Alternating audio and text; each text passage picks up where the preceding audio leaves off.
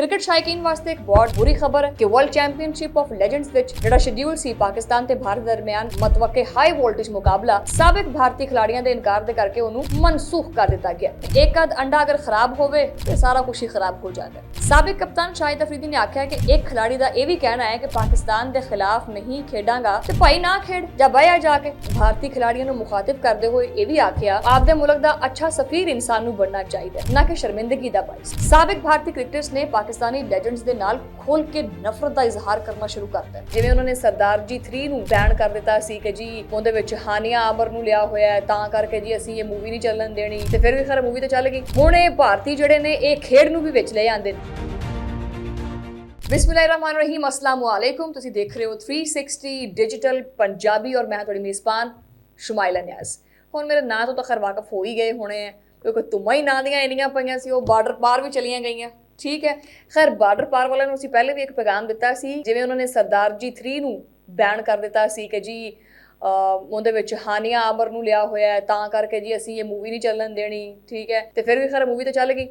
ਹੁਣ ਇਹ ਭਾਰਤੀ ਜਿਹੜੇ ਨੇ ਇਹ ਖੇਡ ਨੂੰ ਵੀ ਵਿੱਚ ਲੈ ਆਂਦੇ ਨੇ। ਭਾਰਤ ਦੇ ਬਾਰੇ ਚ ਇੱਕ ਚੀਜ਼ ਦੇਖੋ, ਮੈਂ ਆਪਣੇ ਇਸ ਪਲੇਟਫਾਰਮ ਤੋਂ ਕਦੀ ਵੀ ਇਹ ਕੋਸ਼ਿਸ਼ ਨਹੀਂ ਕੀਤੀ ਕਿ ਮੈਂ ਨਫ਼ਰਤ ਫੈਲਾਵਾਂ। ਜੋ ਫੈਕਟਸ ਹੁੰਦੇ ਨੇ ਉਹ ਫੈਕਟਸ ਦੀ ਬੇਸ ਤੇ ਹੀ ਗੱਲ ਕੀਤੀ ਜਾਂਦੀ ਹੈ। ਤੁਸੀਂ ਕੋਈ ਵੀ ਅਖਬਾਰ ਚੱਕ ਕੇ ਵੇਖ ਲਓ, ਇੰਟਰਨੈਸ਼ਨਲ ਖਬਰਾਂ ਚੱਕ ਕੇ ਵੇਖ ਲਓ, ਭਾਰਤ ਹਿੰਦੂਤਵਾ ਦੇ ਉੱਤੇ ਇਸ ਕਦਰ ਜਿਹੜਾ ਨਾ ਉਹ ਇਸ ਪਾਲਿਸੀ ਤੇ ਅਮਲ ਕਰਦਾ ਹੈ ਕਿ ਪਿਛਲੇ ਦਿਨਾਂ ਦੇ ਵਿੱਚ ਉਹਨਾਂ ਨੇ KFC ਬ੍ਰਾਂਡ ਦੇ ਉੱਤੇ ਹਮਲਾ ਕਰਤਾ ਕਿ ਆਖਿਆ ਜੀ ਇਹ ਜਿਹੜੇ ਨਾਨ ਵੈਜ ਬ੍ਰਾਂਡ ਨੇ ਨਾ ਸਾਰੇ ਦੇ ਸਾਰੇ ਇਹਨਾਂ ਤੇ ਹਮਲਾ ਕਰਨਾ। ਇਹਦੇ ਤੇ ਮੁਕੰਮਲ ਤਫਸੀਲੀ ਇੱਕ ਵੀਡੀਓ ਆਏਗੀ, ਲੇਕਿਨ ਅੱਜ ਥੋੜਾ ਕ੍ਰਿਕਟ ਦੇ ਮੈਦਾਨ ਦੀ ਗੱਲ ਕਰ ਲਈ ਕਿਉਂਕਿ ਕ੍ਰਿਕਟ ਦੇ ਮੈਦਾਨ ਦੇ ਵਿੱਚ ਜਿਹੜੇ ਬਹੁਤ ਸਾਰੇ ਸ਼ਾਇਕੀਨ ਨੇ ਨਾ ਉਹ ਬੜੇ ਡਿਸਟਰਬ ਹੋਏ ਪਏ। ਤੇ ਕ੍ਰਿਕਟ ਦੀ ਗੱਲ ਕਰੀਏ ਫਿਰ ਆਇਓ। World championship of legends Pak Bharat टाकरा Bharat की हटदर्मी के करके मनसूख हो गया। साबिक भारतीय क्रिकेटर्स ने पाकिस्तानी लेजेंड्स के नाल खोल के नफरत का इजहार करना शुरू करता है। क्रिकेट शायकीन वास्ते एक बहुत बुरी खबर है कि वर्ल्ड चैंपियनशिप ऑफ लेजेंड्स विच जिहड़ा शेड्यूल सी पाकिस्तान ते भारत दरमियान मतवक्के हाई वोल्टेज मुकाबला साबिक भारतीय खिलाड़ियों के इनकार के करके उन्होंने मनसूख कर दिता गया। मैच बरतानवी शहर बर्मिंघम दे विच होना सी ताहम साबिक भारतीय क्रिकेटर्स की जानब तो पाकिस्तानी लेजेंड्स के नाल खेडन तो इनकार करके ये टूरनामेंट ते बहुत सारे सवालात भी खड़े हो गए हैं। साबिक भारतीय खिलाड़ियों की हरदर्मी ते जानबदार रवैया ये बाईस से फैसला किया गया। भारतीय क्रिकेट ने शाहिद अफरीदी की मौजूदगी ते भी एतराज़ किया और खेडन तो इनकार करता। हरभजन सिंह, युवराज सिंह, इरफान पठान, यूसुफ पठान, सुरेश रायना ते शेखर धवन जैसे ਜਿਹੜੇ साबिक खिलाड़ी ने उन्होंने खोल के पाकिस्तान के खिलाफ नफरत अमेज रवैया अपना लिया। पाकिस्तानी लेजेंड्स के नाल मैदान में उतरन तो उन्होंने इनकार करता है।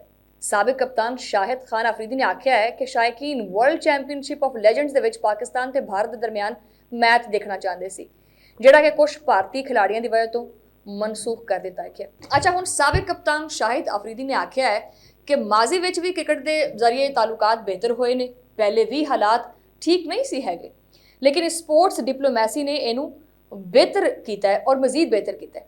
लेकिन एक अद अंडा अगर खराब होवे तो सारा कुछ ही खराब हो जाता है। साबिक कप्तान शाहिद अफरीदी ने आख्या कि एक खिलाड़ी का यह भी कहना है कि पाकिस्तान के खिलाफ नहीं खेडांगा तो भाई ना खेड जा बया जाके।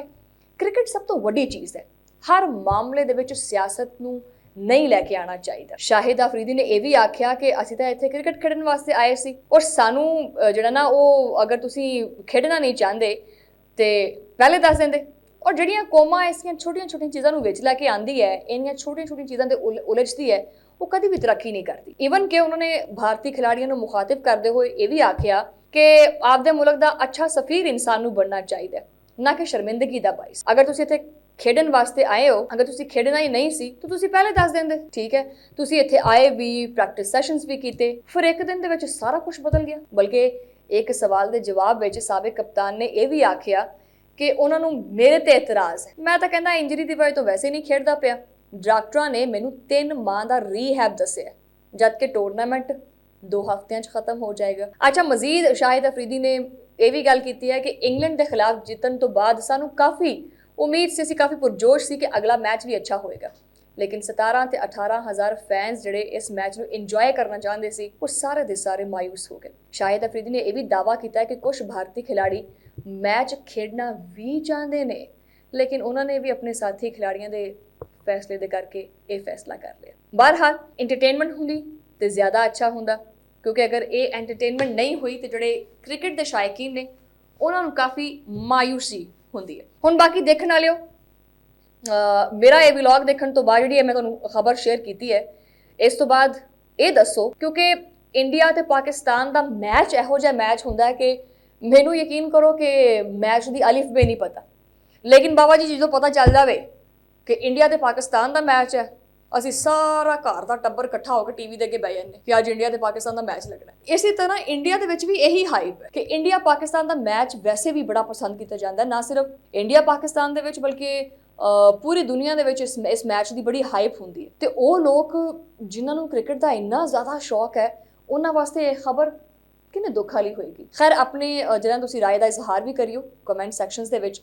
ਤੁਸੀਂ ਕੀ ਸਮਝਦੇ ਹੋ ਕਿ ਇਖਤਲਾਫਾਤ ਹੋਣਾ, ਇੱਕ ਦੂਜੇ ਦੇ ਨਾਲ ਜਿਹੜੀ ਅਣਬਣ ਚੱਲਦੀ ਰਹਿੰਦੀ ਹੈ, ਤੇ ਉਹਦੇ ਕਰਕੇ ਵੀ ਕਿ ਖੇਡ ਦੇ ਮੈਦਾਨ ਦੇ ਵਿੱਚ ਇਸ ਅਣਬਣ ਨੂੰ ਆਉਣਾ ਚਾਹੀਦਾ ਹੈ? ਤੁਸੀਂ ਕੀ ਸਮਝਦੇ ਹੋ ਕਿ ਕ੍ਰਿਕਟ ਦਾ ਜਿਹੜਾ ਮੈਦਾਨ ਹੈ ਪਾਕਿਸਤਾਨ ਦਾ ਤੇ ਇੰਡੀਆ ਦਾ, ਇਹ ਸਜਣਾ ਚਾਹੀਦਾ ਹੈ ਤਾਂ ਕਿ ਦੋਨੋਂ ਜਾਨਬ ਦੇ ਜਿਹੜੇ ਸ਼ੌਕੀਨ ਨੇ ਉਹ ਭਰਪੂਰ ਕ੍ਰਿਕਟ ਤੋਂ ਲੁਤਫਅੰਦੋਜ਼ ਹੋ ਸਕਣ। ਇਹਦੇ ਨਾਲ ਹੀ ਮੈਨੂੰ ਦਿਓ ਇਜਾਜ਼ਤ।